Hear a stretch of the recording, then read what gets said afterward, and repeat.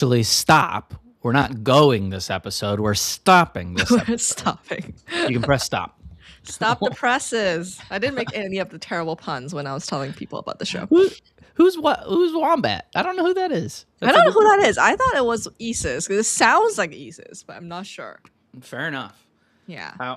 How is your this Friday schedule is really messing me up. I keep forgetting it's the end of the week, not the beginning.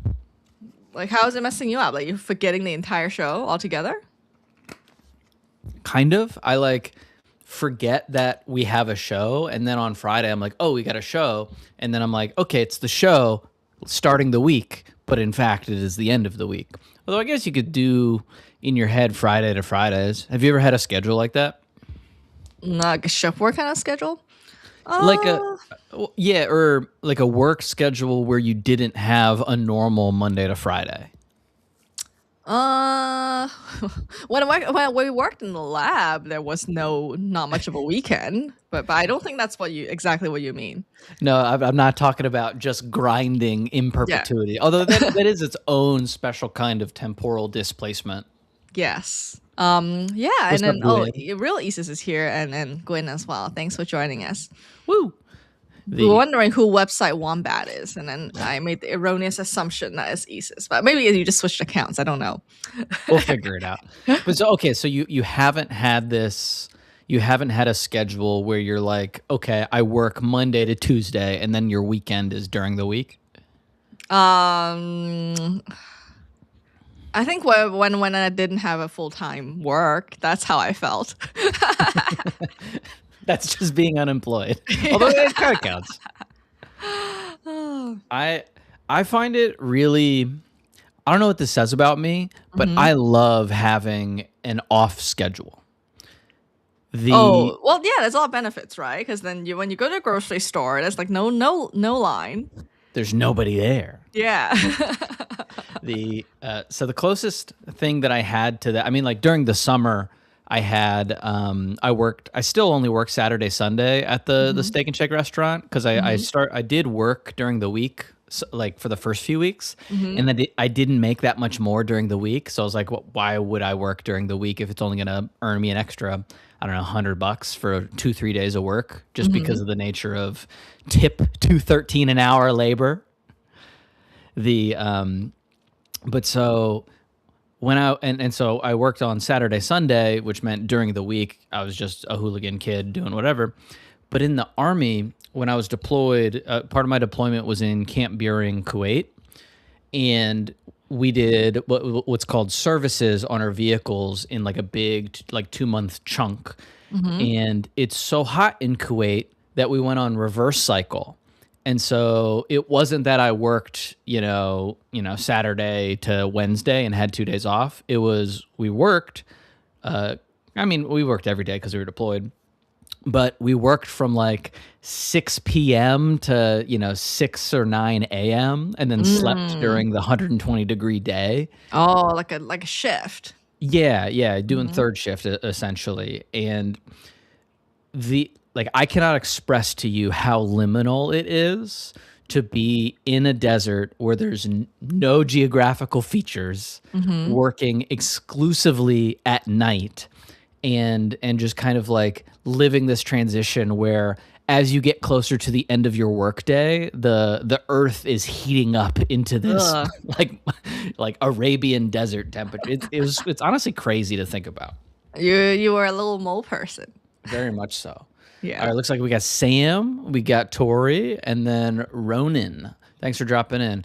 Honestly, I have no idea how you super chat. Is that I don't know if that's even turned on for us. I know, sadly. You're super. You're super for just being in the chat. Yeah. But yeah, I think but when I'm in Malaysia, I'm more like you in Kuwait, where I'm up at midnight and all of that because of the same thing. To be honest, it's so freaking hot, in the morning that I find it really hard to work. Yeah, you just don't even want to deal with it. Avoiding the heat.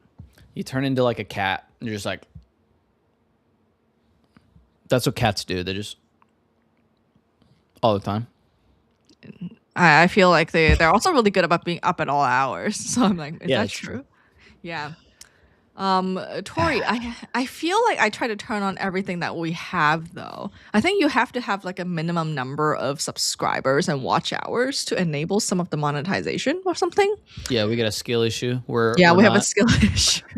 okay banger skill issue. We can't make money because we aren't good. We haven't made any money. Yeah, but Classic trap. economy.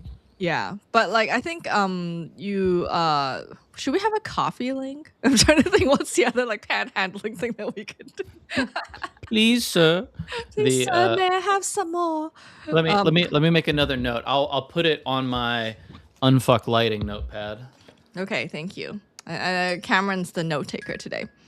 But yeah, in terms of like stopping, I thought we could talk about, since we talk about starting all sorts of stuff, like what are we doing or not doing, I guess, which is a bit of a backwards topic. Everybody talks about starting stuff in the new year, but a Mhm. lot of the value in making your life better comes from stopping stuff you shouldn't be doing or don't want to be doing or don't add value to your life. For sure. Yeah. That's what And then today's like about. from a Buddhist practice point of view, the most like my teacher says it's actually mostly stopping. Yeah. And therefore that's why it's hard for like a lot of like people to do, because we like to do. I mean, doing is ego. Yes.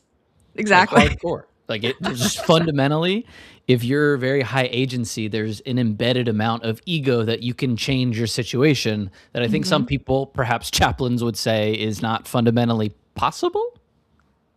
It gets you more into the quicksand. Is there quicksand in Kuwait?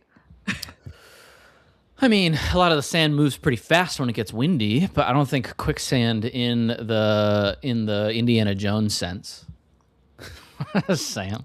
Yeah, Sam says explain degen from a Buddhist Boo. I practice. don't even want to say it on stream. The uh, yeah, no, I'm sure. I can explain that the degen behavior, Yeah. right? I mean, fundamentally, Degeneracy. we are driven by it is believed by some that we are driven by greed, aversion, and delusion, and there's nothing more fundamental about human greed and aversion than anything that has to do with a marketplace. So Yeah. Well, in that sense, it's something that we do. although I do think it's important to point out that the concept of degeneracy is also intermingled with I I don't know if I want to go so far as like class consciousness, but Mhm. it's basically a shaming for like behaviors and perhaps views outside of like a dominant social group. So just because like Oh. somebody classifies something as degenerate does Mhm. not mean it's fundamentally bad, because there's a Mhm. lot of incredible art that Right. was and perhaps would still be classified as degenerate today. Yeah, and I feel like we associate that in the sense of people who are taking risks, right? That are very wide swings, Yeah, and I mean, we're talking about it basically in the context of aggressive gambling.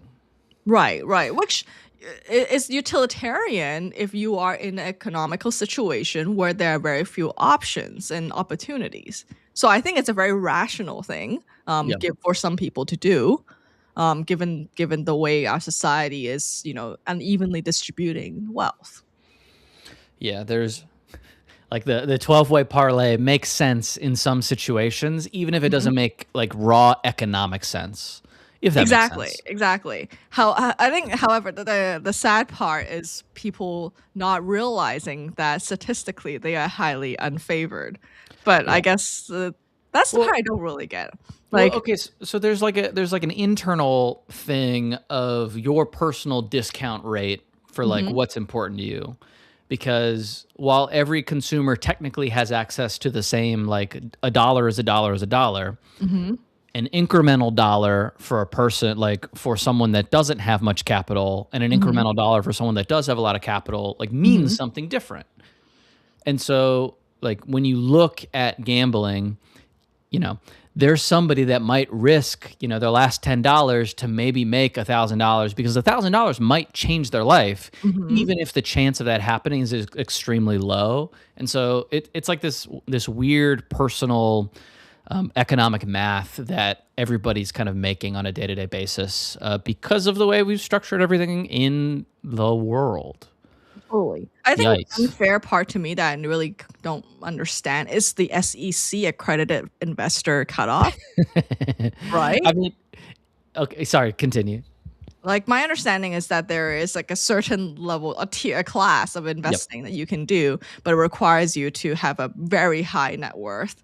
And I don't know Yeah, whether you have to take a test or something. Do you have to take a no. test? So Oh, okay. it's Just having a lot of money making gives you access to a completely different class of investments that probably have a better chance of doing well because like it's a virtuous cycle, right? Because they cut it off to only people who have a lot of money, so therefore it's also more likely to succeed because you have more like capital to play with in the first place.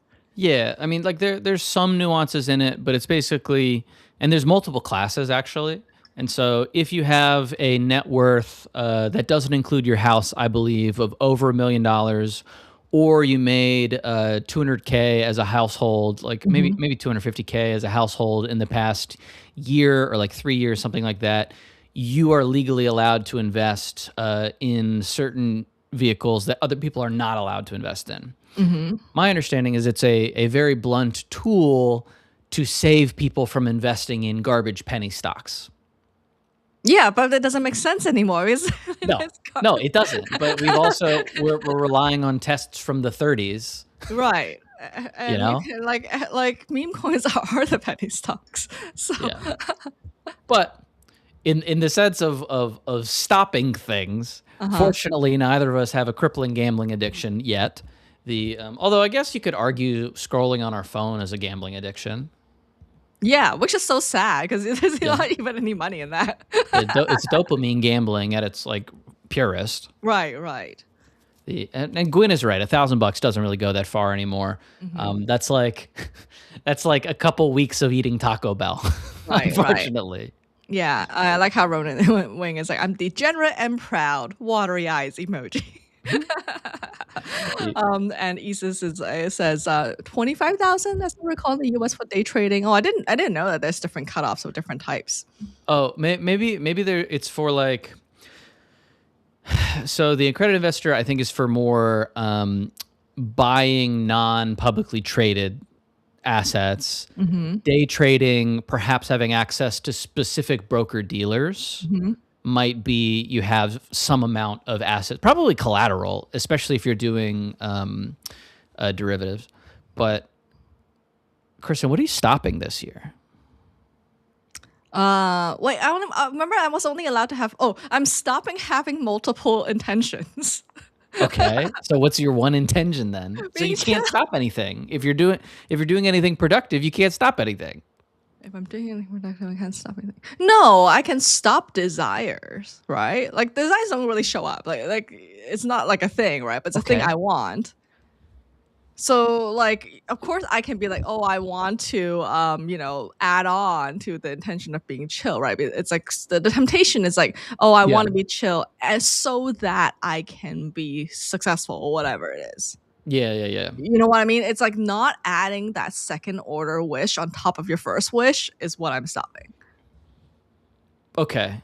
Because like maybe this is true on specific to being chill. I'm not sure. But then like the whole point is that if I add on the second layer, then I'm no longer chill.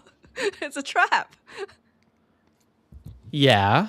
But how do you identify things to do in support of that goal if you can't enumerate them Uh or not? so I talked about in the last stream, maybe I didn't say the number specifically. My new thing is I will allow 20% of mistakes to happen. So the Oh, stopping yeah. is like the stopping of preventing mistakes from happening. So you're stopping the stopping. I'm stopping the whatever it is that I do when I panic and when things go awry. So you're stopping the prevention of failure. Yeah, yeah, yeah. Okay. Or like that cycle of, the thoughts and then the actions that I tend to take in that regard. Gotcha. And is there anything like super legible? Ronan, talk more about your multiple intentions, and Yeah, we'll yeah. It's try to not help a out. bad thing. We're talking, this is all super personal.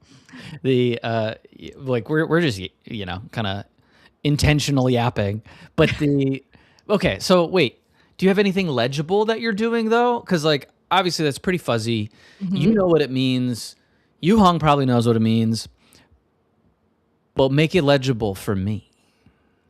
Like Uh, you're going through your day, you got mhm. something, maybe the Reframe newsletter, you're doing something with that. Like what are you doing or not doing?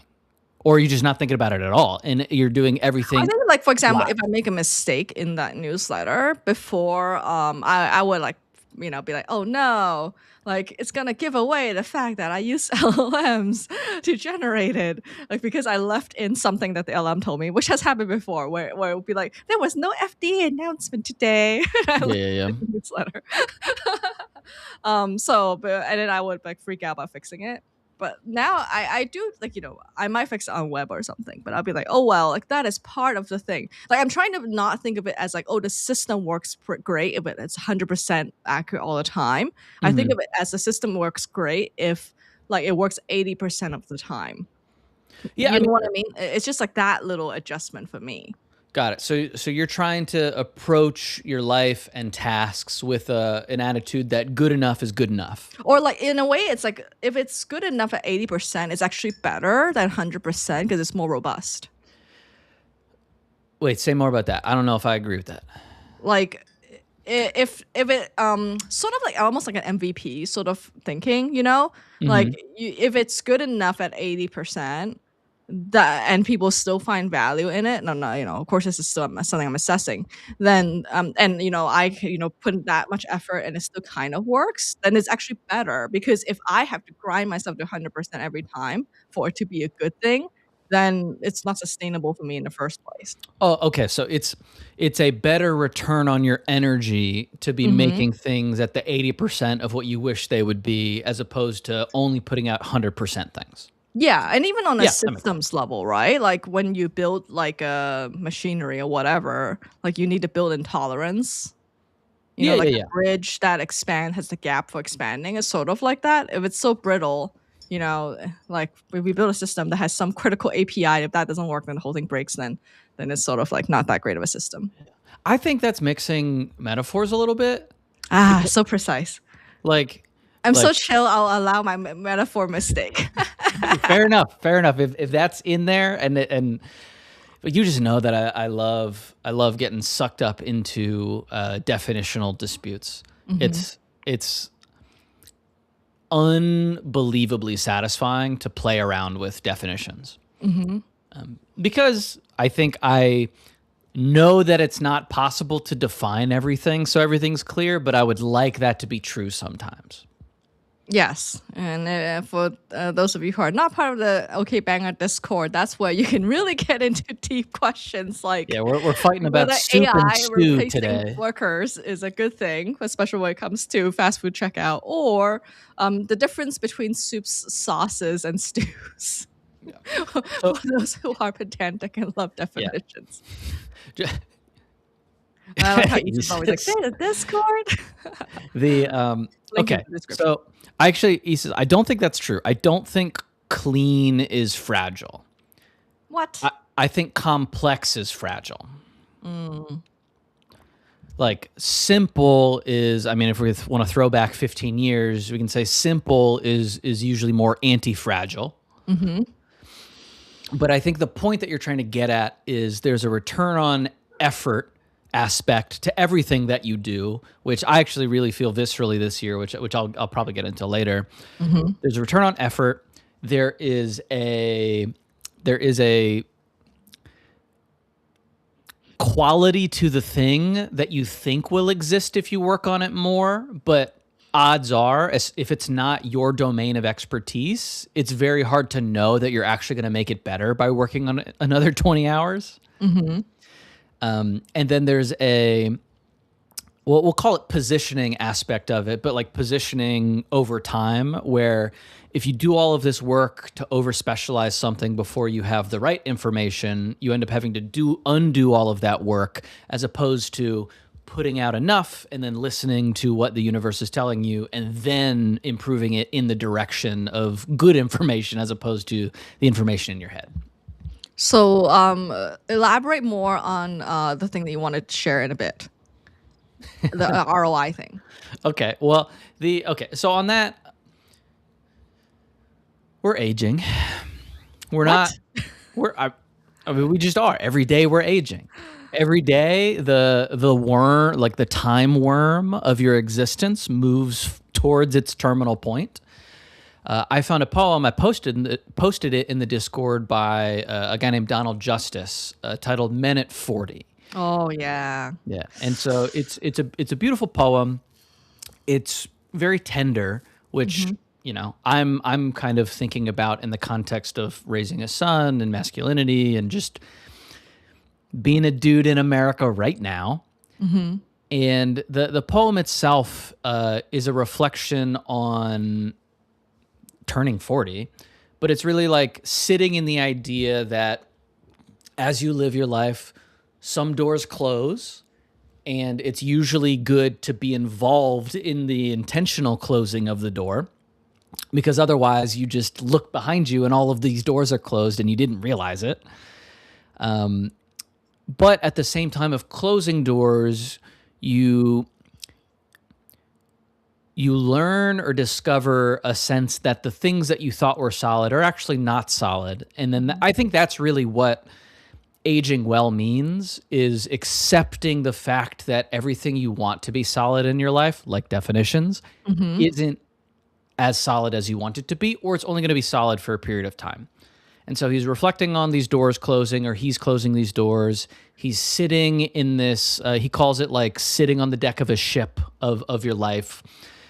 And then also there's an element of looking in mirrors and kind of seeing your self-identity as a son, because every man was a son, is a son. There's a definitional thing that I want to play with there, but I'm going to skip it.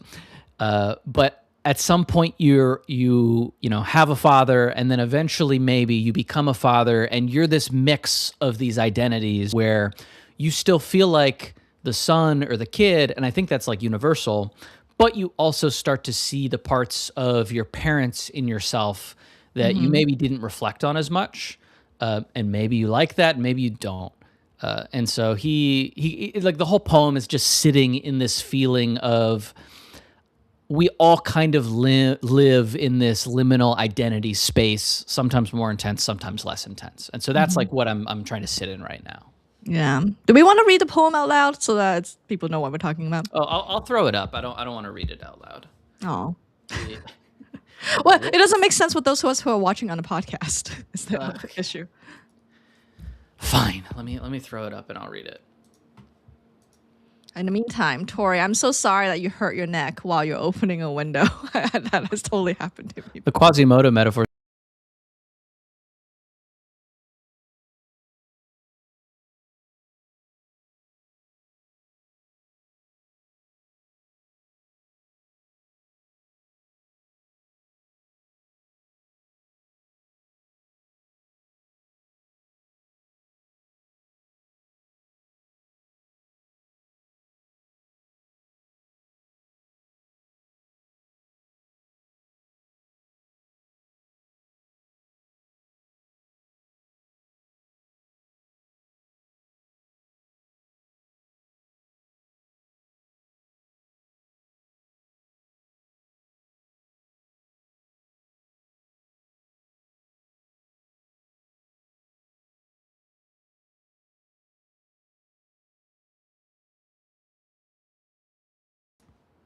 That was a beautiful reading, and for those who missed it due to audio issues, I hope you can catch it in a future clip.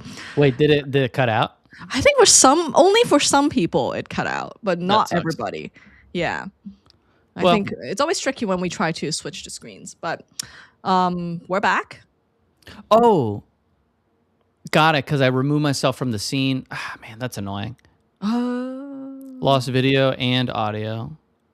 Is it because you only saw the? Yeah, I think we need to have a little. Well, Sam got the mortgage houses bit, so okay. Well, yeah, we'll investigate that. It'll definitely come out in a clip.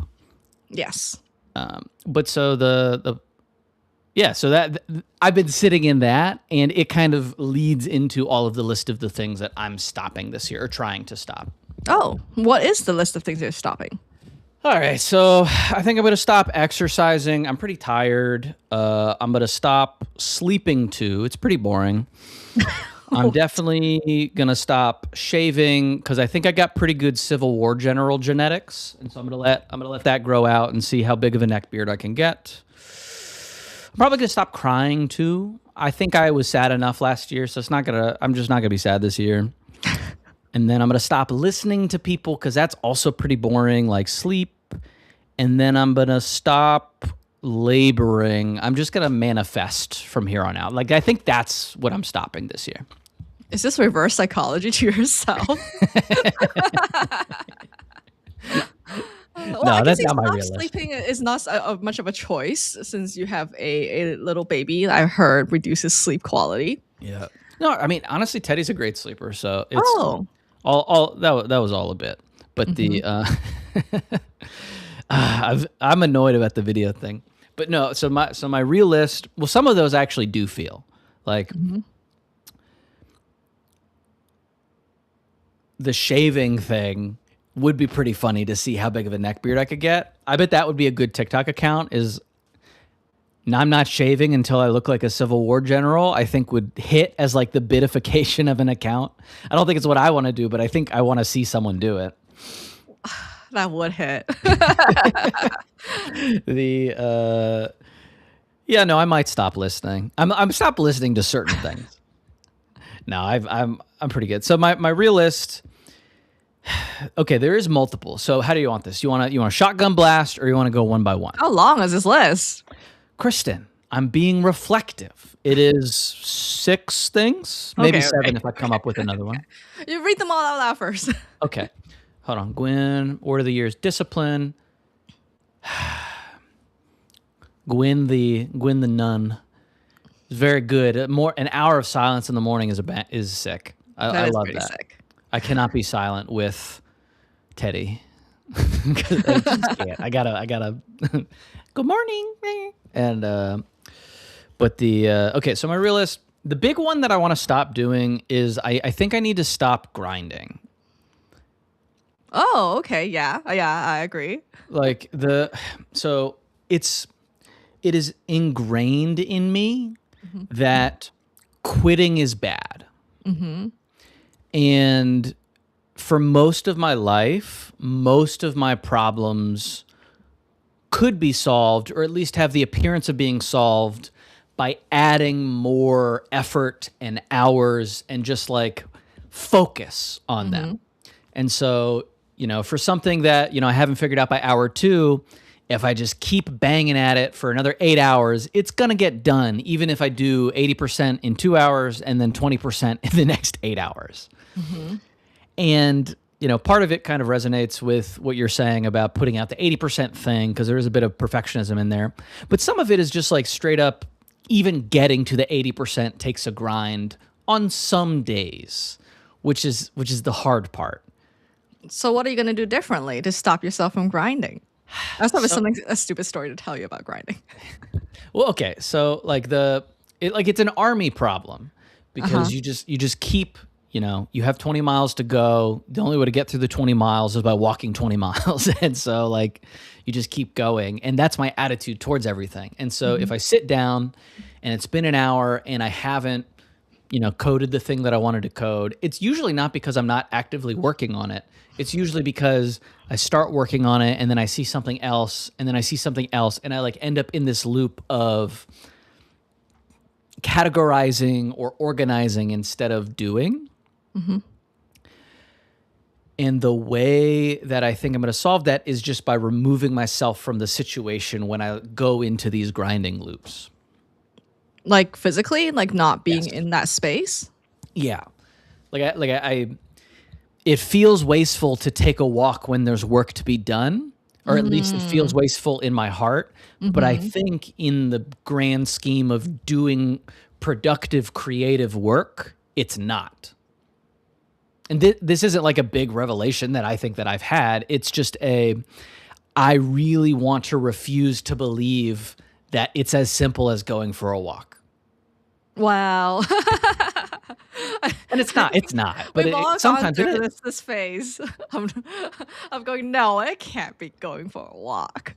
That's Yeah. so Or dumb. going to bed. I think taking a walk, going for a walk requires us being in a situation of agency, right? Yeah. You have to have control of your schedule. You have to be like, have access to a pleasant place to walk, which is not something that we can presume for everybody.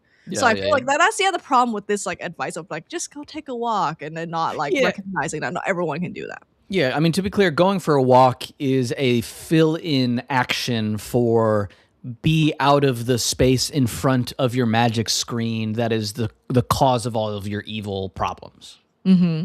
And so I have a couple theories, by the way, that I want to run by you.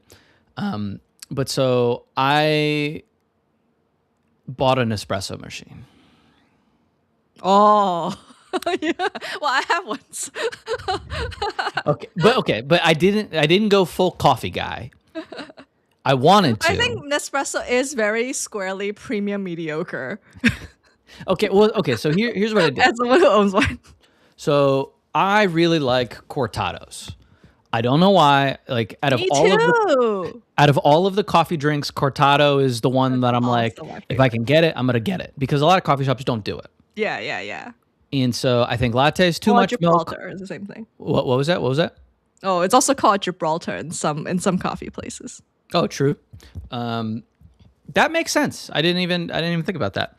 But so I don't want to drink a full cup of coffee except sometimes, but like I just don't like the volume of drinking a bunch of coffee cups. You know what I mean? Mm-hmm. Drinking a bunch of cups of coffee. But so I like cortados. No coffee shop in my town has cortados.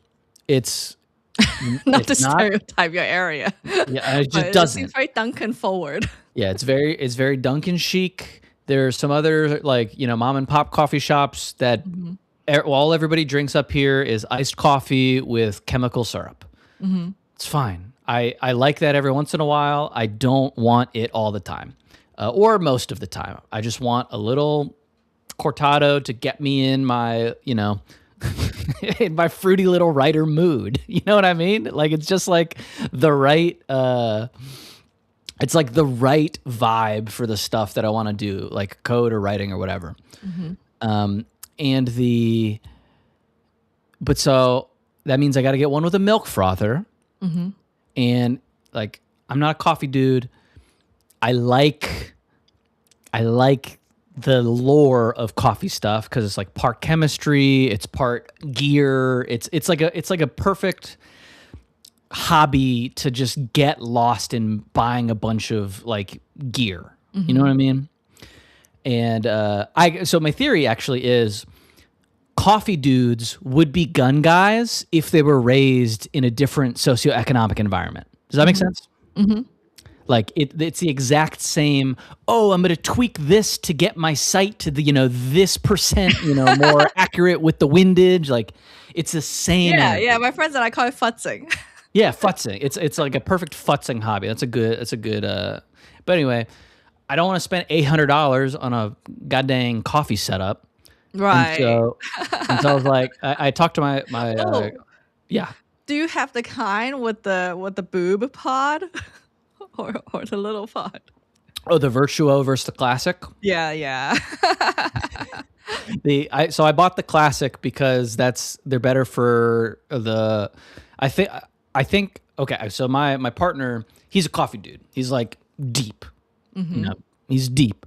And so I was like, dude, I don't want to spend money. What is the best bang for my buck to just get a decent cortado in my house? It doesn't have to be molecularly perfect every time. Mm-hmm. He's just like, are you sure? And I'm like, yes, I'm sure.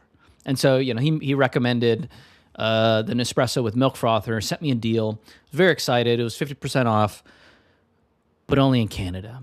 And so the tariffs ruined my dream of getting a nice shiny Nespresso machine with a milk frother. And so... Wait, what? No, they don't have it here? They do have it, but they have it for the same USD price as Canadian with no deals. Oh, And so it's yeah, like $400 yeah. Christian runs a lot of intro. very regional deals. There's a whole Yeah. Discord, and this episode's not sponsored by Nespresso. I mean, it can be. Nespresso, if you hear this, reach Yeah, out. yeah. But the Discord community is really nice and active. Oh, This is like really? super random. But however, it's because their machines do break in really inexplicable ways, and Okay. therefore there's a thriving community of people who know how to fix it. That even the support doesn't know how to fix. So in Well, case so yours ever has trouble. Tori is foreshadowing what happened. And so I was just like, well, I'm not going to spend $400 on this thing plus pods and all that. Hmm. And so I was just like, dang, I'm really disappointed. Because like once you commit, you have this like loss of, oh no, I lost this thing I never had.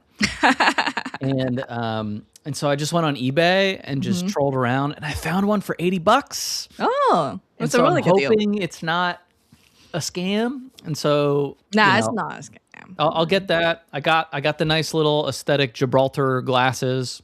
Oh, you went all out. Well, yeah, I mean, like if I'm gonna do it, I'm gonna curate the vibe enough. Uh-huh. And so we'll see how that goes.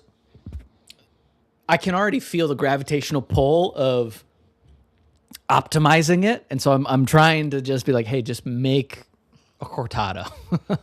Well, the good thing about the classic style is that there's a lot more different pods, coffee companies that make the pods. Whereas because I have the boob style virtual, like there's very few options of coffee flavors you can buy. So it's like Classic Christin truly boob premium style.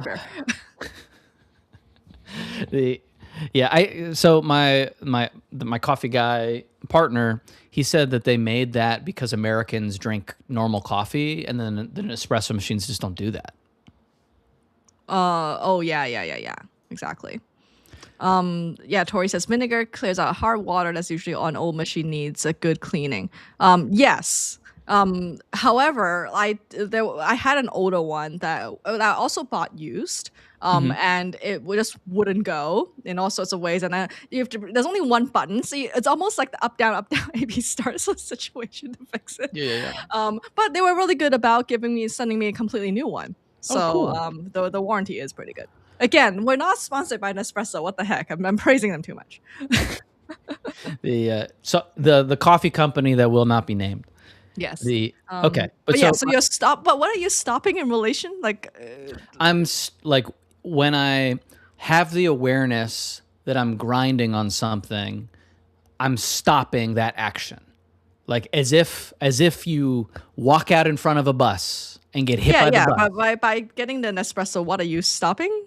Oh no, I just was excited about it. Oh, Oh, actually, no, it is I guess related. you're stopping your. It is your- related. I'm trying to stop energy drinks this year, or Oh. reduce at the very Okay, least. all right. You know. But I'm telling you, when I first got my Nespresso, I might have OD'd on it. So be careful.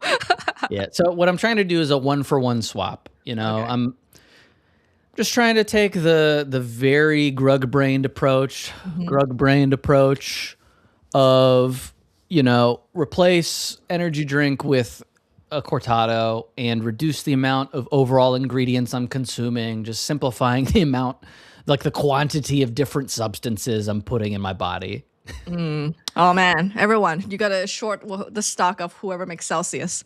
The Yeah. demand is dropping. So yeah, no. So I'm cutting out Huel because they never sponsored us. No, All right. the quality I think has really dropped in the past couple months, and I already wanted to make the change anyway, so they're making it very easy. Okay. So stopping grinding, stopping energy drinks. Related to the grinding is I want to stop not quitting things. There's like I don't know how many negatives I can fit into that sentence. Yeah. What's the difference between grinding and stopping not quitting? So grinding is proximal. So like you are doing the act of grinding. Not quitting is like fuzzy and long term. Okay. So when you start a project and you never go back to it, but you don't quit the project because one day you'll get back to it, that's what I'm talking about with the not quitting.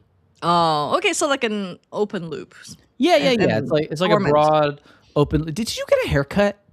No, this is just the bedhead. I mean, I think it's the different lighting that is making it like maybe a little bit lighter. Yeah, and also it grew. Yeah, that's true. Hair grows. if you're lucky. But I don't have the general beard situation going on though. I think I could use one. I think I have a soft chin. But anyway, go on. I mean, you had one for one of the shows, right? I'm sure I did. You bought like a in like the a fake garage of beard. weird costumes. That's funny. But so It should I'm be an trying to episode where you try to dress like me and dress like you. I'm trying to build up the nerve to truly quit some like long-term versions of things. Because I'll be like, oh, I want to do this every day. And then I'll miss a day and I'll be like, oh, I'm failing this project that nobody knows I'm doing. You know what I mean? Like,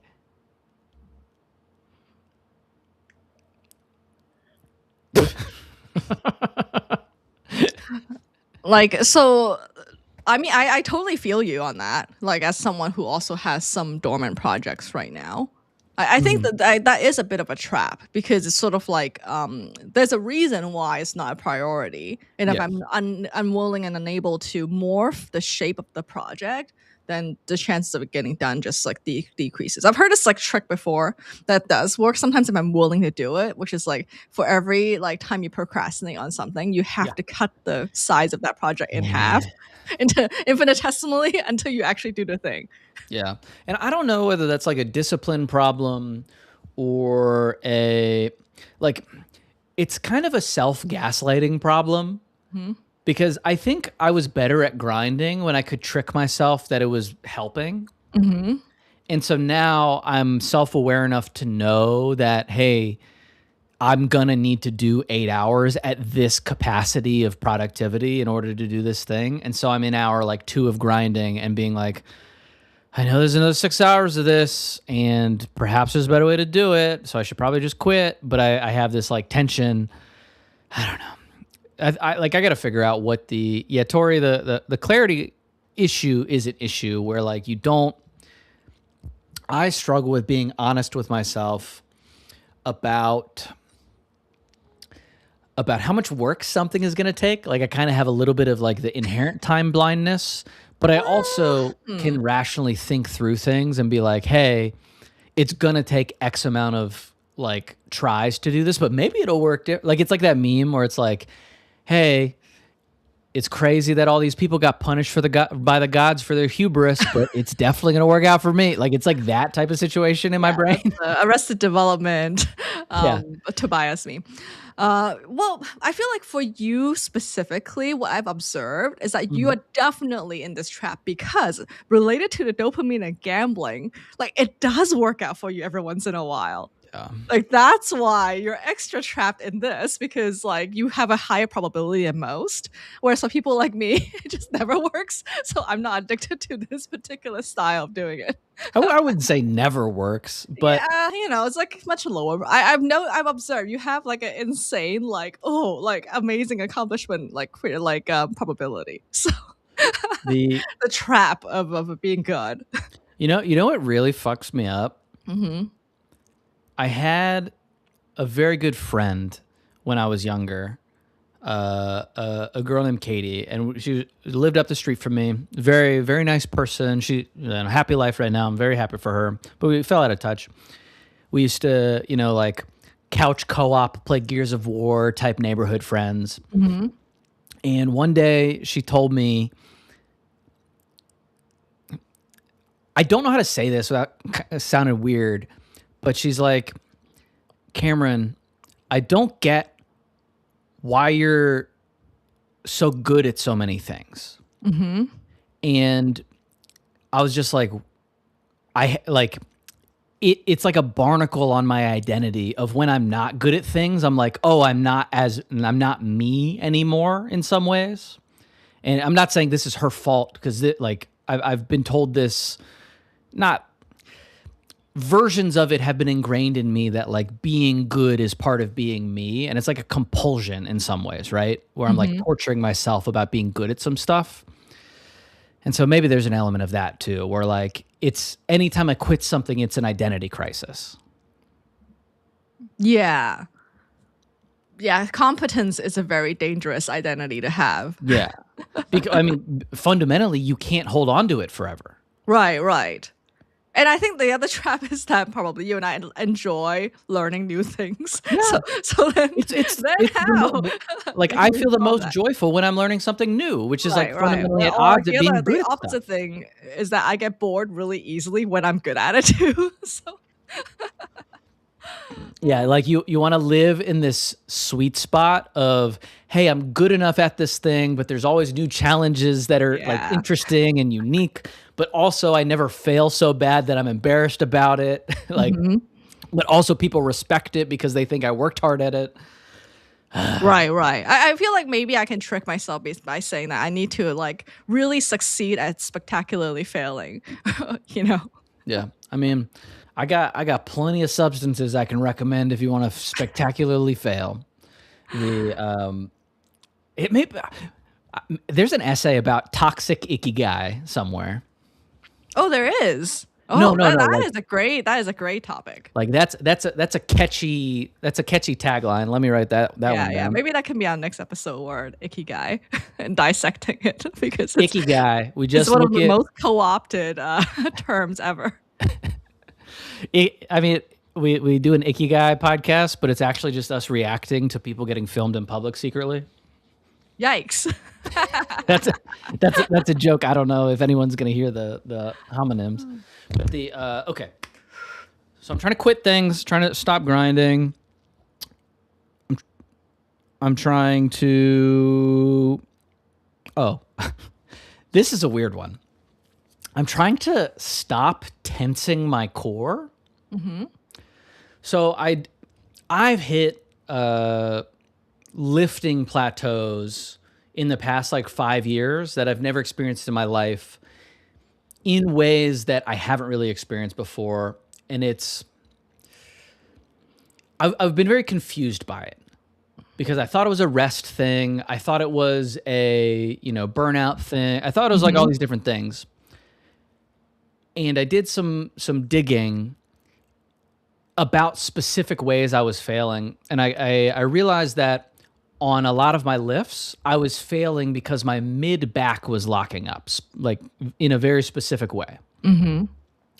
And as I like dug into it, I realized that that's not a common failure mode for a lot of the lifts that I was failing on, except in a very specific circumstance where your nervous system is using that as your default stabilizer as opposed to your like pelvic girdle and your like hips and all of these other places where like the weight should be sitting.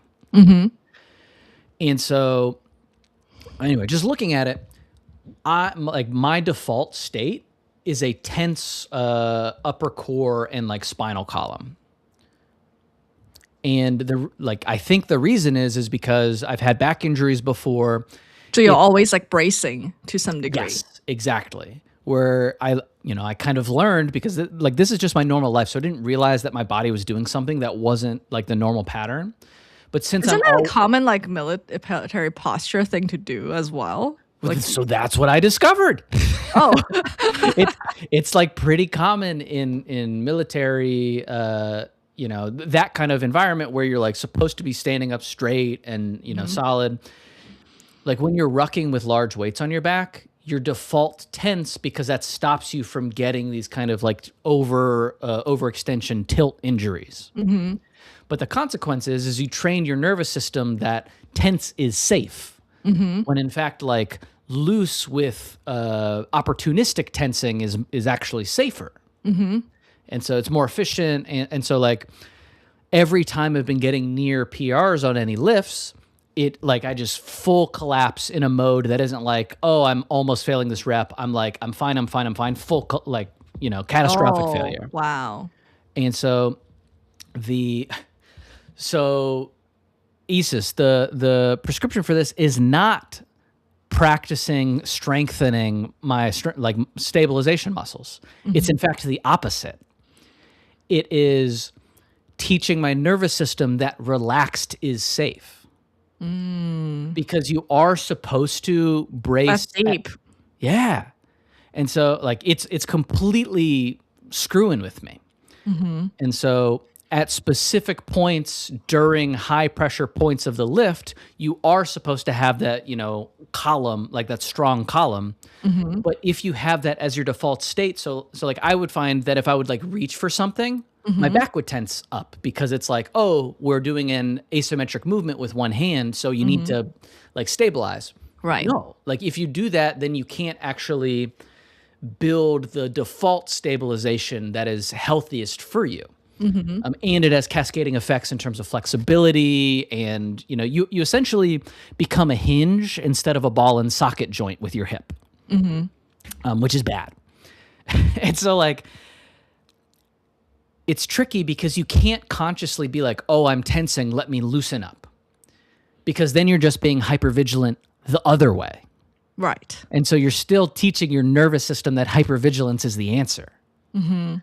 And so what I have to do is periodically, when I notice myself tensing, I have to go through this like deep breath, exhale, let the rib cage lower, let the hips get heavy, and just kind of Mhm. like collapse into the chair, or like let my weight slip into my like hips in a way Mhm. that just isn't how I stand. Yeah.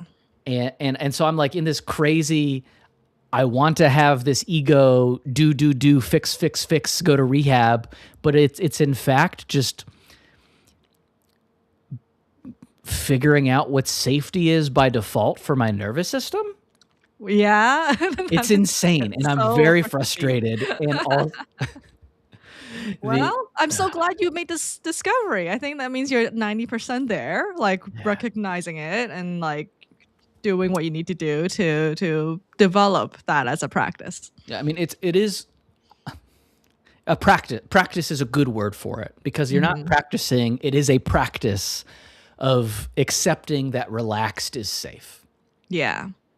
Yeah, Sam, it Ah. is insane. Well, I I'm mean, that's in the entire meditation instruction right there. Like Yeah, that's for real. it. That's all it is. The Um, So the trickiest part is I am succeeding, which means mhm. all of these stabilizers that haven't used in years are now sore because, my back isn't holding the load of it. And so now I'm like sore, and my body's like, you're sore, you need to be safe. And so I'm in like this pit of having to not actively be relaxed. Mm. But anyway, so that was just a crazy thing that I'm going through right now. Oh man, I deeply relate to it. I think from the chat as well, it's clear. Like, and I feel like I have a very similar upbringing maybe or life experience, but Mhm. mine came from like different sources as a woman. Like number one is sort of like you're told you're fat, so I try to suck in my stomach all the time. I didn't Yeah. realize I kept doing it subconsciously for the longest time. So that was one area. And the other thing is because like I have like scoliosis, like mild scoliosis. I was like told to sit up straight like Mhm. a lot growing up. And so I was sort of like you're criticized all the time, right, for my posture. So then I developed this like really weird like compensation mechanism for it. Yeah. And so like it's like just trying to like realize that, oh, these are like ingrained patterns I need to undo to be able to relax and feel safe in my own body, and how like that like has these like knock-on consequences in my life and stress levels. Like that's Yeah. like such a deep discovery. It's so annoying when you get hit in the face with the fact that you're a bag of meat. Like, Yeah, obviously, barely held together by bones. we're more than that, but also in some ways we're not. Like the my body is a cage Mhm. comes to mind. Ugh, dude. Um, We're just a little skeleton. yeah, this friggin' electronic meat. Yeah. All right, I got two Um, more. I got two more. okay.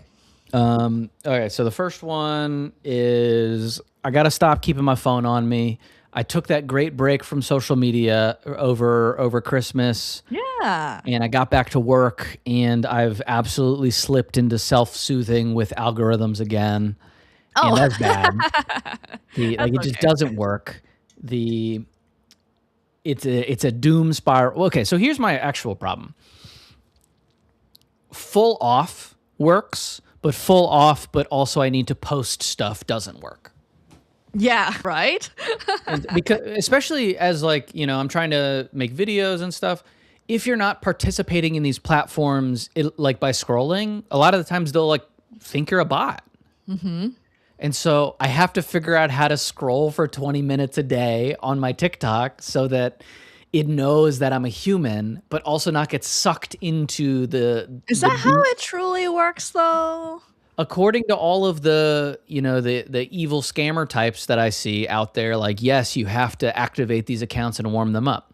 And so I don't, I With don't, with with browsing activity in addition to posting. yes. Oh yeah, because of course the bot is just going to post and not browse.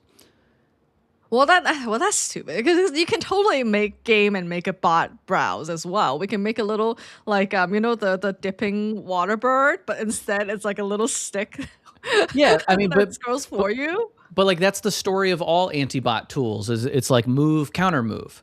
And so Yeah. you do get the lowest, like you get rid of the lowest effort bots by forcing a browsing function in there.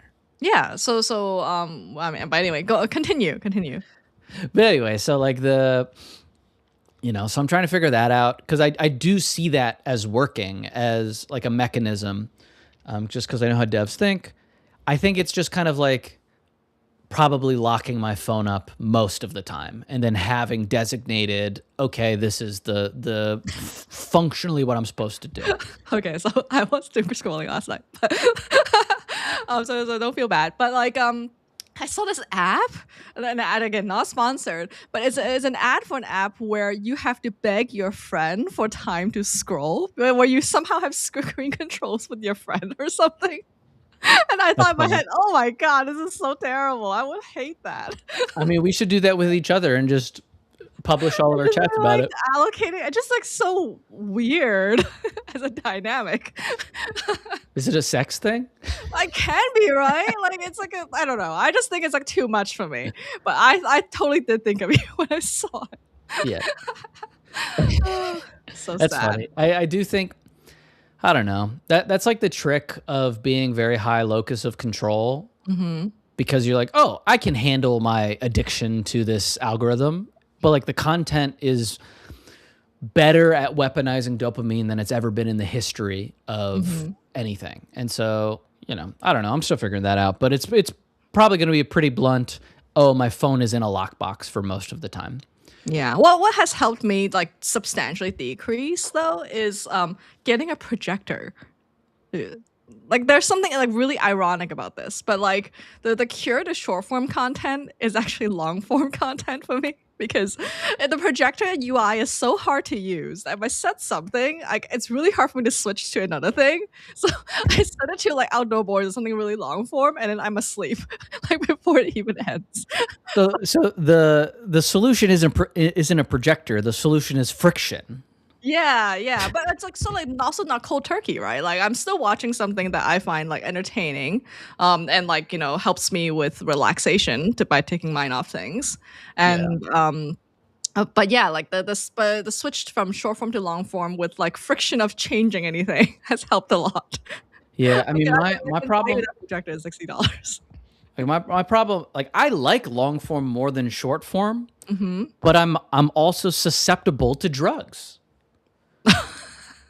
Like So you don't think that the extended release version of the drug is gonna be helpful, like methadone for heroin or something? so like I'll go and I'll want to watch a long form video, and then a very compelling short will be shoved in my face, and so I gotta maybe there's a way to turn off shorts.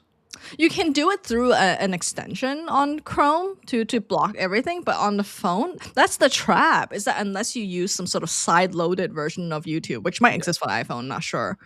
Like, there's no way for you to customize it to block the BS. That's crazy. But maybe that you can use a side-loading, whatever YouTube is called. There is I an don't know. app for it. Let's be real, Christian. I'm not gonna do that. Well, and plus your thing is TikTok anyway, which is much harder to tweak. So YouTube's my favorite platform. The distribution on TikTok is the thing. You know what I mean? So I've heard. This Yeah. this show is also available on TikTok. Yeah, in clips, kind of. Yeah. Christian, But should we turn on? There is a way to do TikTok live in a very complicated way. Oh, maybe we should try to figure out how to do that. I don't know. Yeah. Maybe the people just be mean. Yeah, but old Sam said they quit TikTok cold turkey and mental health has never been better. I think that's pretty common. Oh yeah, and Issa says use Brave as a browser. Um, yeah, I think. Oh, and then yes to crypto says I abhor shorts. Wish I could turn them off in the client. Yeah, I would say like YouTube Shorts as a whole on quality is not as good as TikTok. Yeah. The memes aren't as good, you know. Yeah. I've been watching a lot of Trackmania on YouTube. You know what that is? No. Trackmania. Oh man, I feel like Yuhong would like it. It's a very straightforward racing game where the entire thing, like it's just four buttons, like like forward, left, right, back, and It's a mobile game? no, it's been around for like 20 years. Okay. And so it's this hyper optimized. Yeah, Isis, where like virtual is my favorite person to watch with it for sure. But it's like this dude will play the same map for like 6 hours, trying to go from a 43-second score to like a 42-second. That is Yuhan's things. In some ways it's meditative. Mostly it's just like, I don't know. It's like it's like autistically enjoyable. Wow, Tori, I didn't know that there's also pig racing online as well. So yeah, I'm glad to hear about your list of 6 or 7 things that you've listed off that you're quitting this year. We'll see. So unfortunately, we do have to stop the show for now. But we might talk about Ikigai next time. Icky guys, we hate them. Yeah. All right. Well, thanks for all for hanging out. Bye, everybody. Bye.